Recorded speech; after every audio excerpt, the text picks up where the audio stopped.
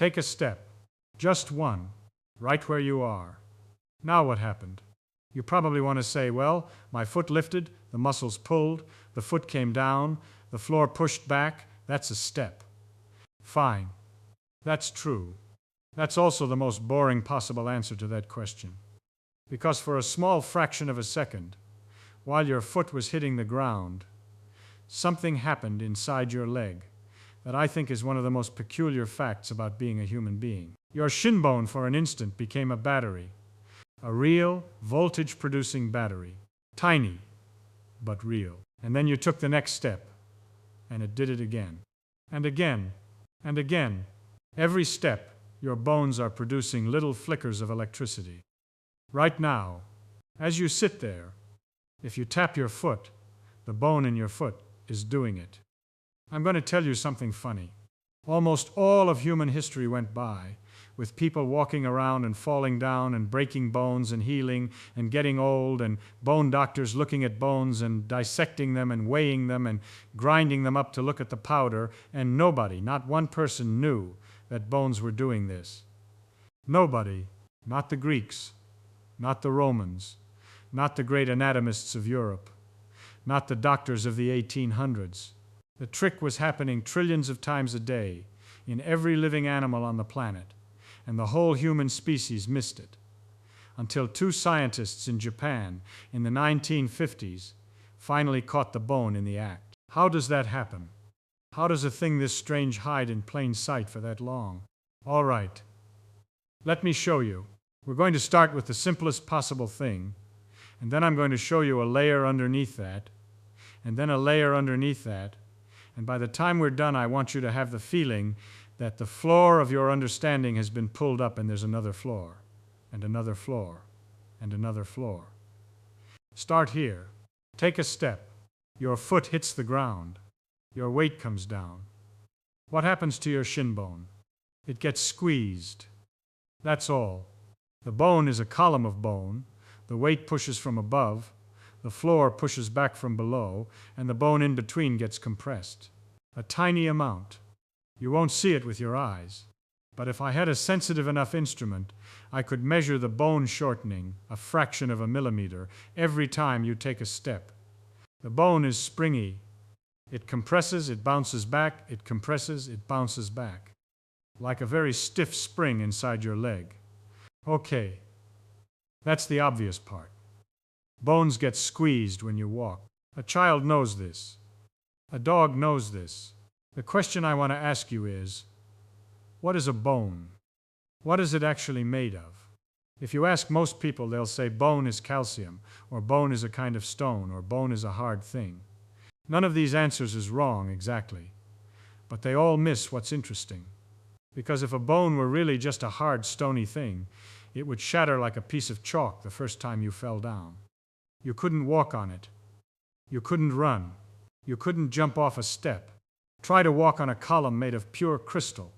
The first stress, it cracks. Try to walk on a column made of pure rubber. It bends and you fall over. Bone is neither. Bone is a composite. It is two completely different materials mixed together in such an exquisite way that the result has properties neither of the two materials has by itself. What are the two materials? One is collagen. Collagen is a protein, a long, ropey, flexible protein. If you took bone and dissolved away everything else, you'd be left with a kind of leathery, bendy structure, holding the shape of the bone, but soft. You could tie it in a knot. The other material is a kind of crystal, calcium phosphate, in a particular form called hydroxyapatite. If you took bone and burned away the protein, you'd be left with a brittle, chalky version of the bone shape that would crumble in your fingers. Hard, but breakable. Here is the magic. You take the soft, ropey collagen, and you grow tiny crystals of hydroxyapatite all along it, soaked through it like sugar in a sponge. The crystals make it stiff. The collagen keeps it from shattering. Together you get a material that's hard enough to hold up a hippopotamus and tough enough to take a fall and bounce. We make this stuff industrially nowadays. Sort of, we call it composite material, like fiberglass or carbon fiber. But your body was making it billions of years before any engineer ever thought of it. Bone is collagen plus crystals. Got it. But why am I telling you this? Why does this matter? Here's why. Some crystals, not all, but some, have an extraordinary property. When you squeeze them, they produce voltage. When you stretch them, they produce voltage in the opposite direction. Squeeze, voltage. Release, voltage flips. Squeeze again, voltage. The crystal is converting mechanical pressure into electrical signal. It does this all by itself, with no battery, no power source, nothing. The energy of the squeeze becomes the energy of the voltage. We call this the piezoelectric effect.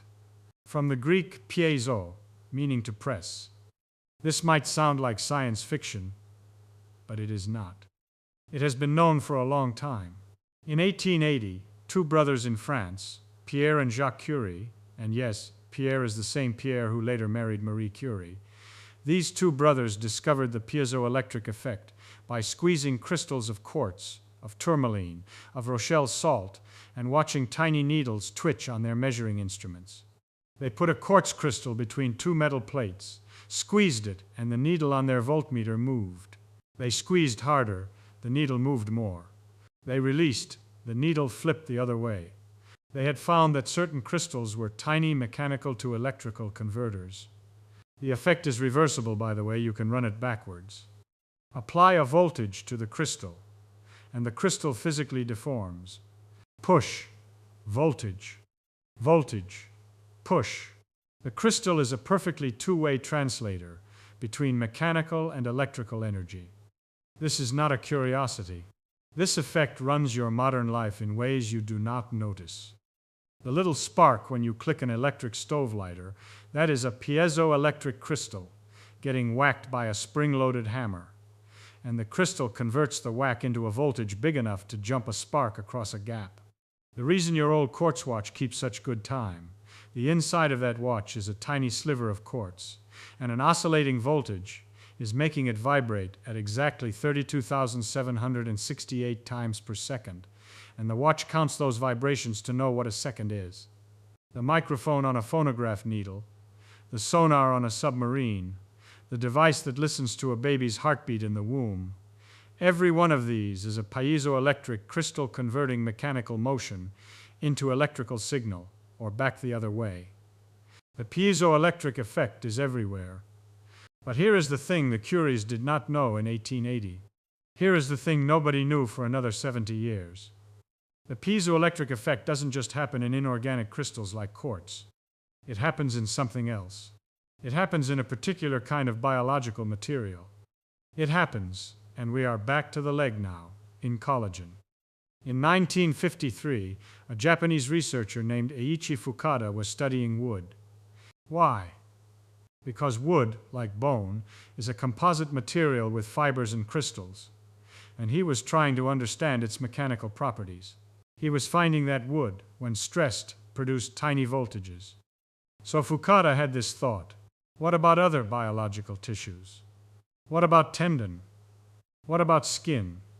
What about bone?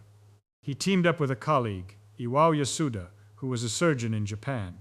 Yasuda was an orthopedic specialist who had been wondering for years about a particular puzzle. When patients came to him with broken bones, he watched them heal.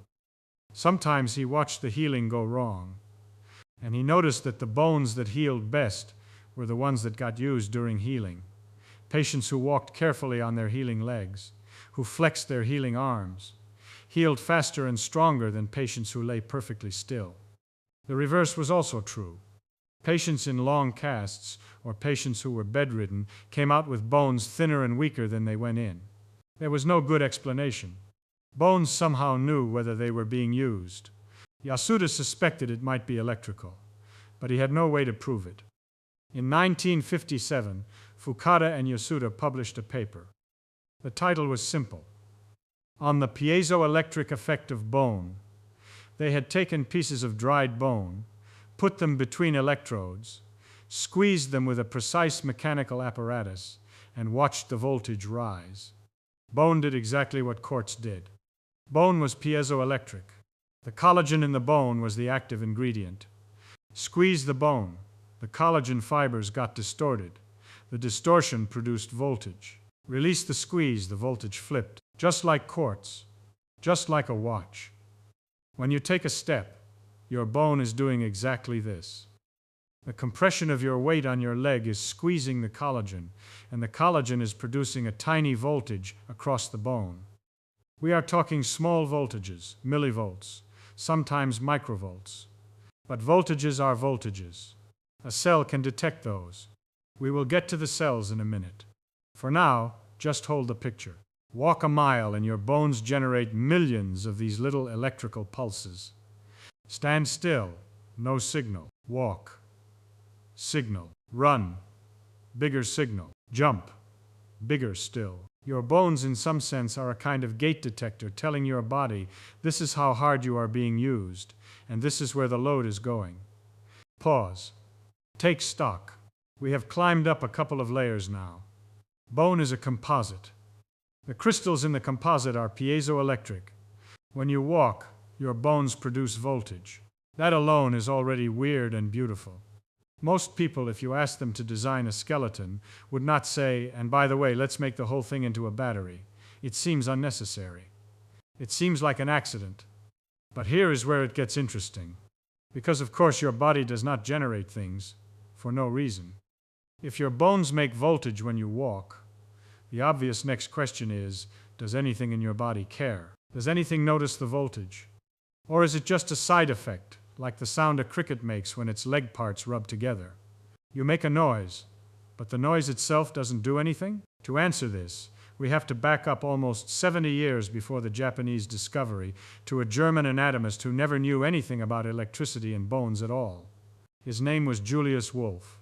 In 1892, he wrote a book with a long German title, and in that book he made a claim that everybody who studies bones still teaches today. The claim is now called Wolff's Law. It says roughly this: bone grows where it is loaded, and bone disappears where it is not. The shape of every bone in your body is being constantly resculpted by the forces you apply to it. This sounds vague. Let me make it concrete. If you take up tennis, and you play tennis seriously for a couple of years, the bones in your dominant arm, the arm holding the racket, get measurably thicker than the bones in your other arm. Not the muscles. The bones. The X-ray shows it. The bone has added material exactly where the stress of the racket was hitting it. If you stop playing tennis, the extra bone goes away.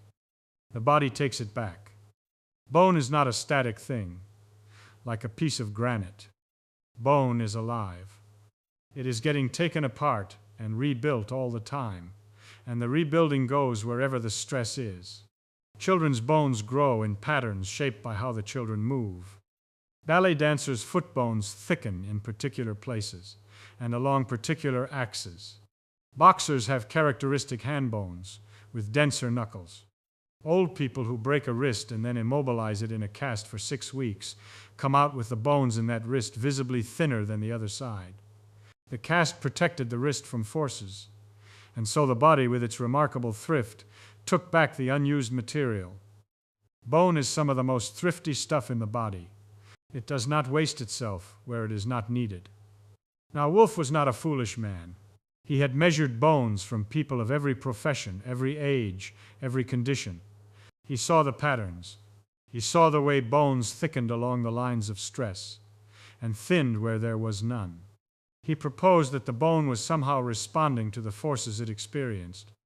But here is the question that defeated Wolff and defeated every bone scientist for the next 60 years. How does the bone know? Think about that for a second. A bone is made of cells. The cells live inside little holes in the bone, sealed off, soaked in fluid, with no eyes, no nerves running directly to them, no voice telling them what to do.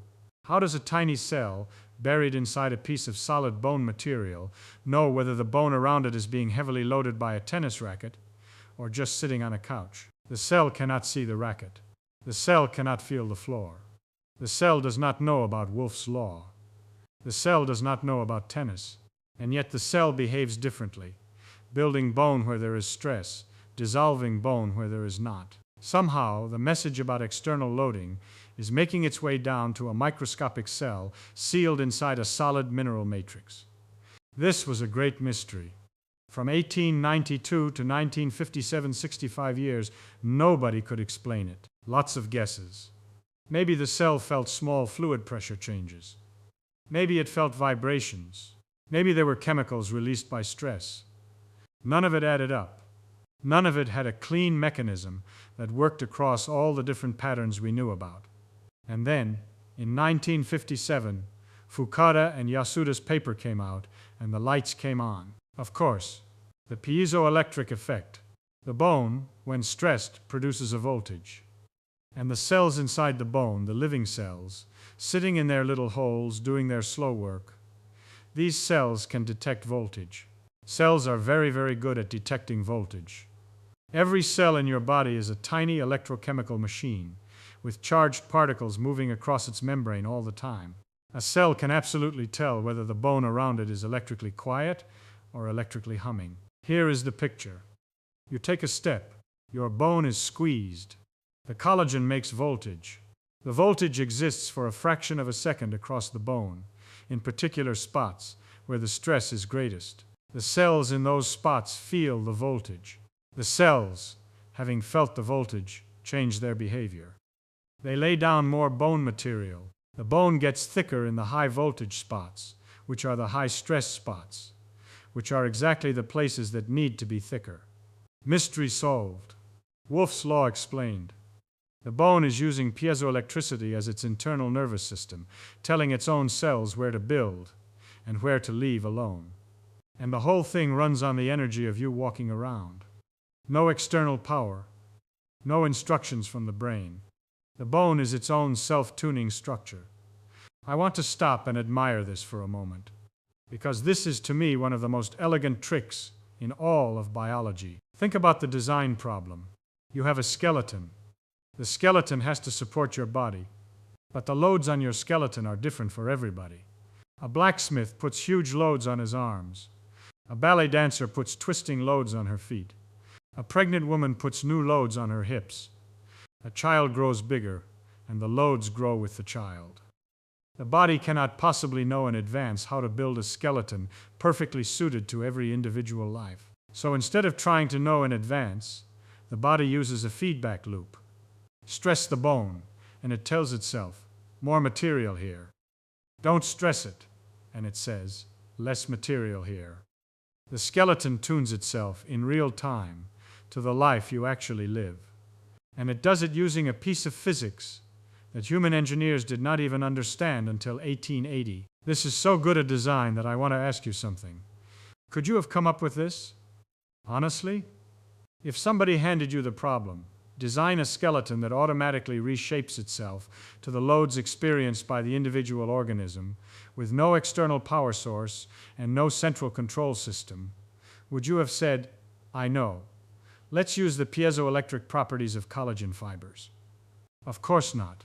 Nobody would have. The body did, or rather 4 billion years of evolution did, by stumbling onto it, keeping what worked, throwing away what did not. All right. We have a basic picture. Let's go a layer deeper, because there is more to say. When I told you about the cells in the bone, I was being a little vague. There are actually several types of cells we should mention. The bone-building cells are called osteoblasts. The bone-dissolving cells are called osteoclasts. And the most interesting ones, the ones that act like little sensors throughout the bone, are called osteocytes. Osteocytes are osteoblasts that got buried. Once an osteoblast has finished laying down bone material around itself, it gets stuck in the bone, sealed in a tiny chamber called a lacuna. From this chamber, the osteocyte sends out long, thin processes like the legs of a spider that reach through tiny canals in the bone and connect to other osteocytes and to the bone surface. The whole skeleton is laced through with this network of osteocytes, millions and millions of them, all in communication with each other, all sensing what is happening around them. If you could shrink down to the size of a grain of dust and crawl into the inside of one of your own bones, you would not see a solid stone block.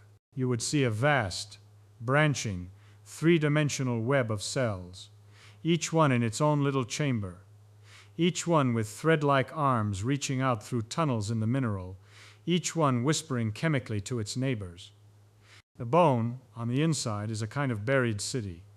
It just happens to be a city made of cells embedded in stone, with tiny streets full of fluid and tiny voltages flickering down those streets every time you take a step. When you walk, the voltage produced by the piezoelectric collagen sweeps through this network. The osteocytes feel it. They send signals to the osteoblasts at the surface. Build here. They send signals to the osteoclasts. Don't dissolve here. Or, in regions where there is no stress, they send the opposite signals. It is quiet here. We do not need this much